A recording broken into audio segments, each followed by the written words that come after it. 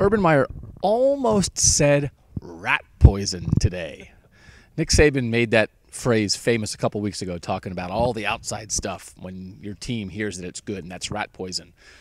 Urban Meyer on Monday was as unforgiving to outside questions as I think I've seen him. And he also made it clear that his players are also going to be that way. So no playoff talk from the players this week.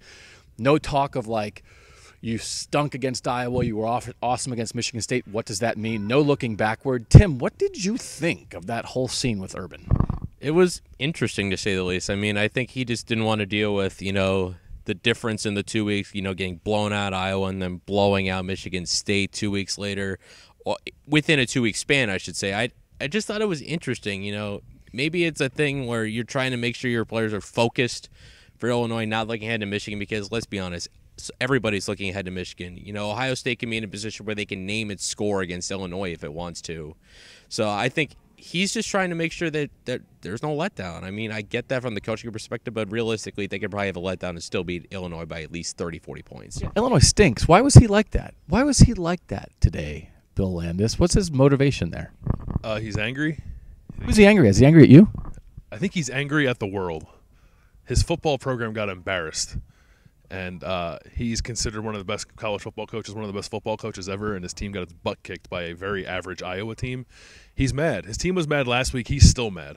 It made me want to pick Ohio State to win by 100 this week and win the national championship if they get to the playoff, because we know what this team plays like when it's angry. So I think it was just motivated by pure anger. I think you saw guys I don't know. I feel like we weren't asking a bunch of playoff questions. They beat Penn State. It was obvious they were on the playoff path. We weren't badgering them with questions. But if that's what you want to pin it on, whatever. You lost. But yeah, now he's pissed.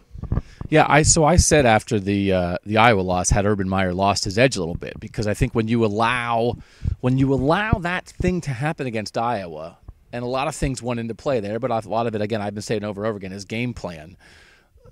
That was a guy getting his edge back. Edge. That was some edge. Not angry, but just dismissive of anything that wasn't beat Illinois.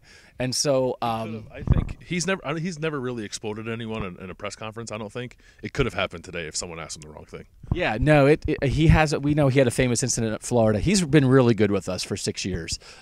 Nobody's on the alert of who's Urban going to yell at? He's really honest. He answers your questions when you ask them. And he gives good answers. He's been a really good coach to cover. I think Jim Harbaugh and Nick Saban and a lot of guys, Bill Belichick, great coaches, can be really hard to cover sometimes.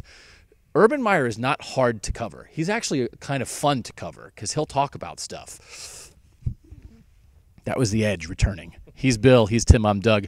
We kind of have we have an edge. Look at us. We're edgy, right? When you look at us, you see edge. That was an edge. See ya.